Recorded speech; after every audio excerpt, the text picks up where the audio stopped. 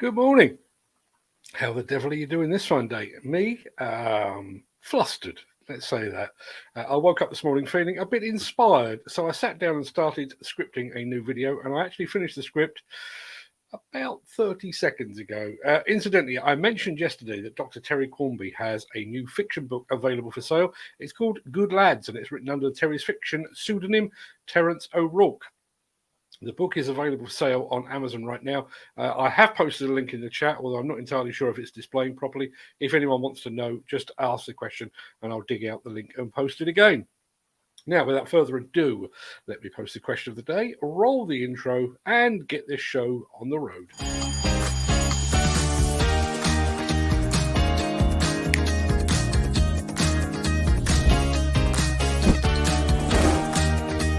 Welcome to the Breakfast Show. I'm your host, Mark Anthony.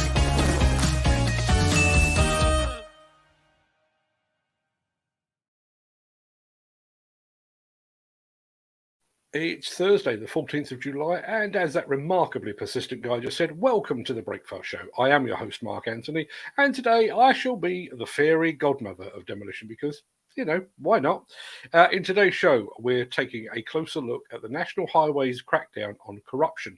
We're levelling up with Wacker Neuson. We're heading to China to take a closer look at a 400-ton mining giant, and we're catching up with Armac Group as it tackles some sensitive demolition work in Coventry. Plus, we're going to show you an Australian-built stairway to dozer heaven, and that's the one that prompted today's question of the day. We'll get to all of that in just a second, but first, let's see who among the rich and the shameless will be celebrating a birthday on this day of days. Happy birthday! And it's many happy returns to one half of the duo that brought the world Tom and Jerry and Scooby-Doo, animator William Hanna, and also happy birthday to former US President Gerald Ford. Happy birthday to fashion designer Bruce Oldfield, actress Jane Lynch, and comedian David Mitchell, and to Fleabag actress Phoebe Waller-Bridge, and UFC fighter and self-promotion enthusiast Conor McGregor. Many happy returns to them, one and all.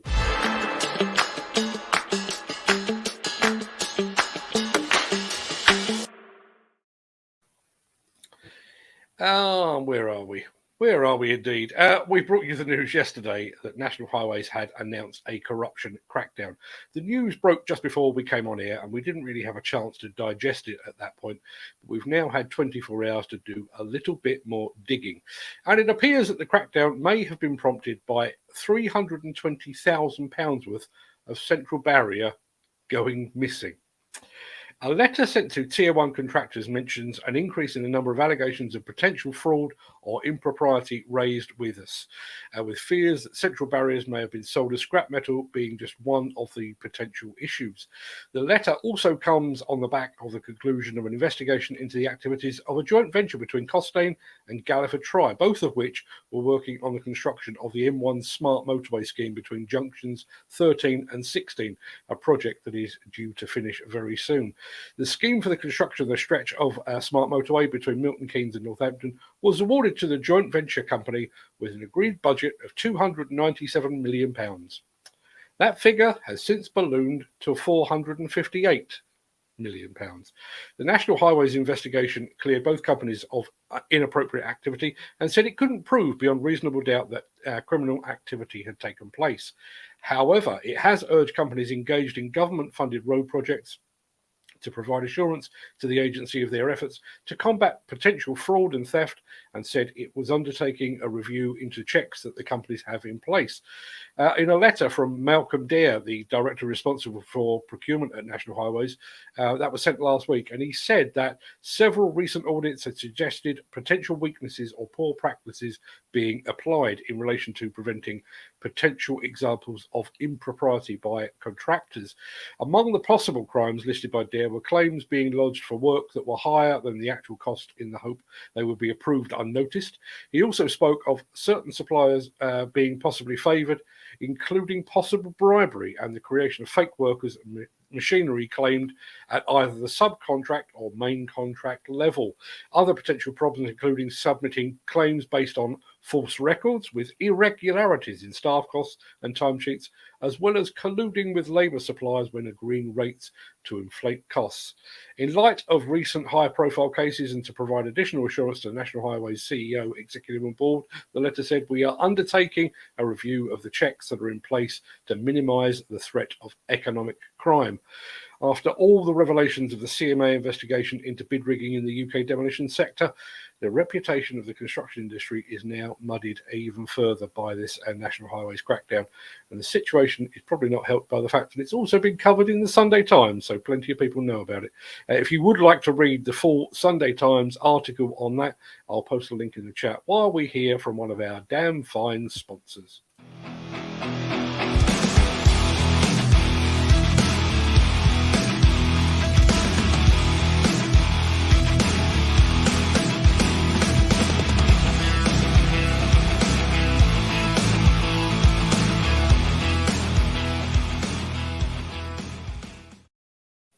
We have just started to look ahead to Bauma 2022, which predictably made me think back to Bauma 2019.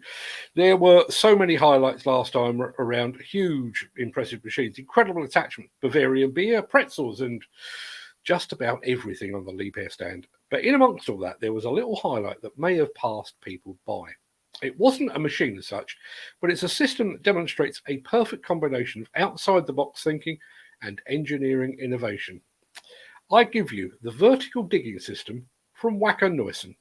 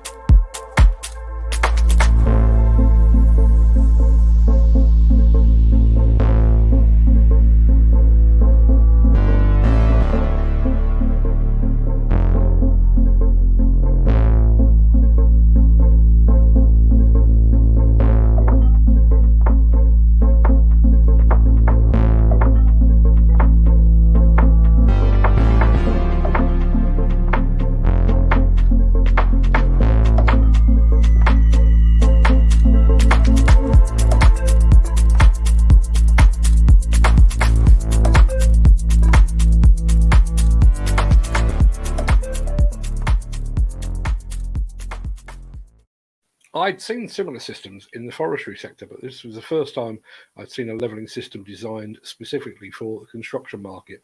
Damn fine it looks too. Hats off to Wacker Neuson on that great innovation. Axsoft and Svantec are your high-end partners for noise, vibration, dust and air quality systems, sensors and software. To find out more, visit axsoft.co.uk or call 01234 639 550. Our firm friends at Armac Group recently undertook the demolition of the former science block known as the James Starley Building at Coventry University. The building was formerly used for biochemistry, radiological sciences, organic chemistry and biomedical science teaching. The building was 4 stories high and had 3 separate basements covering well over 11,000 square metres. The project included the demolition of the entire structure, disconnection of services and excavation of the basements. But rather than talking about it, how about I just show you?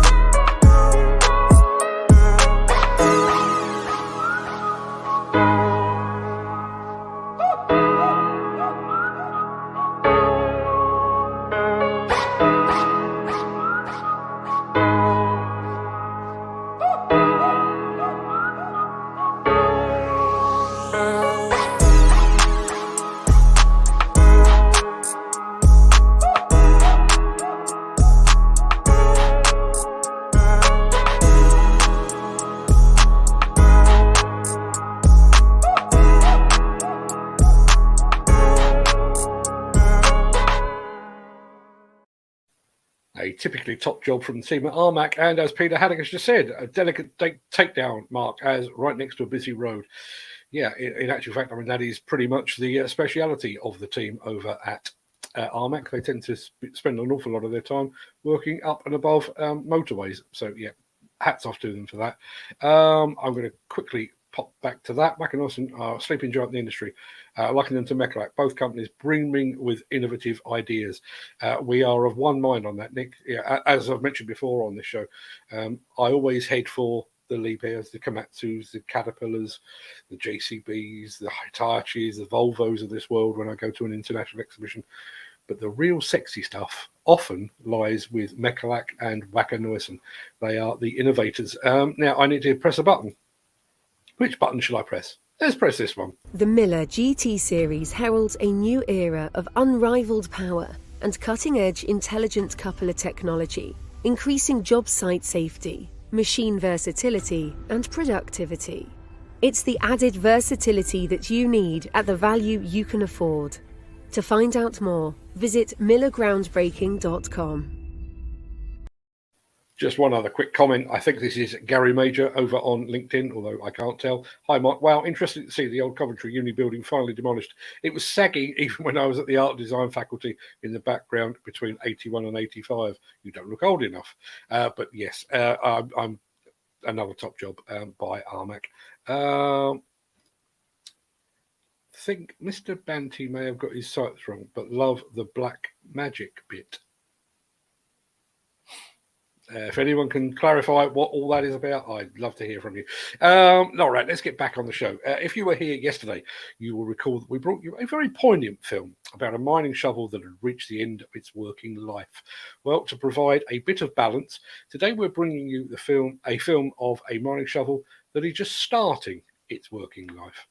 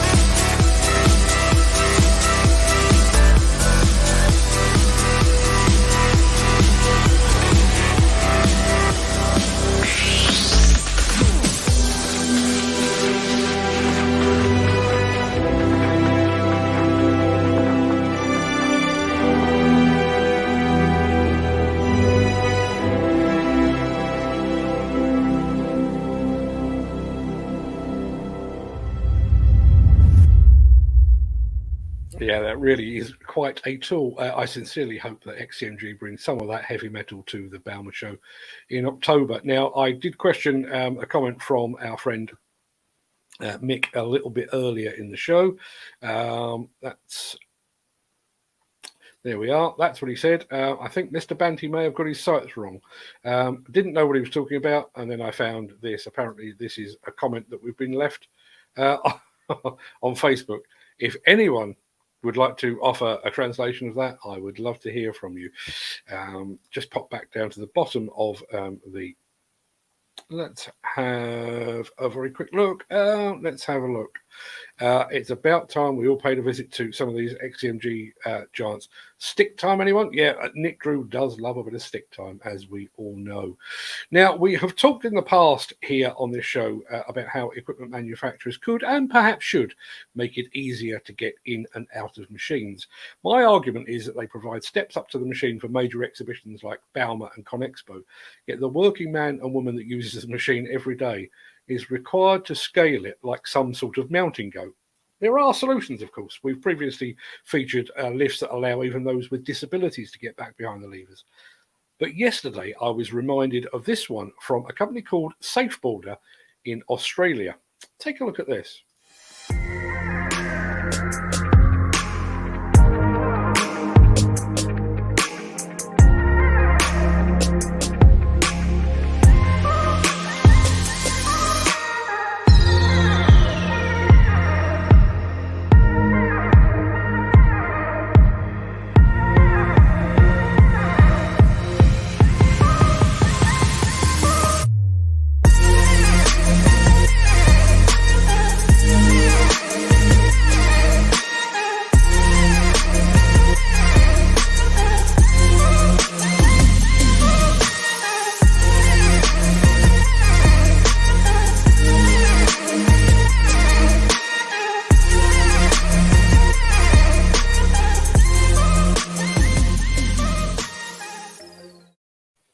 Simple, but I think you'll agree, pretty damn effective. Now, the reason I was reminded of that was the Safeboarder system is actually featured in the latest edition of Awesome Earth Movers magazine. And I can actually see Justin Carrigan is here in the chat from Awesome Earth Movers. In that instance, actually, it's fitted on an excavator, and it's a Hydromech excavator. But if you'd like to take a look, I've just posted a link in the chat. Go and take a look at the latest issue of Awesome Earth Movers. There's plenty more besides the Safeboarder system. Go take a look. Sorry to interrupt the guy with the funny glasses, but if you're enjoying this video, please hit the like button as it helps our channel. Or, better still, share this video with a friend or a colleague. Thank you. Right, back to Beardy. Right, that pretty much wraps up the main part of this morning's show. I'm going to roll the outro in just a second before leaping gazelle-like over into the chat to see what you're all saying today. If you can't stick around, then please stay safe, look after yourself, your family, your friends and your colleagues, and wrap up warm because it's freezing out there. Have a great day and thanks for watching. But if you do have the time and the inclination, I'll see you on the other side of this.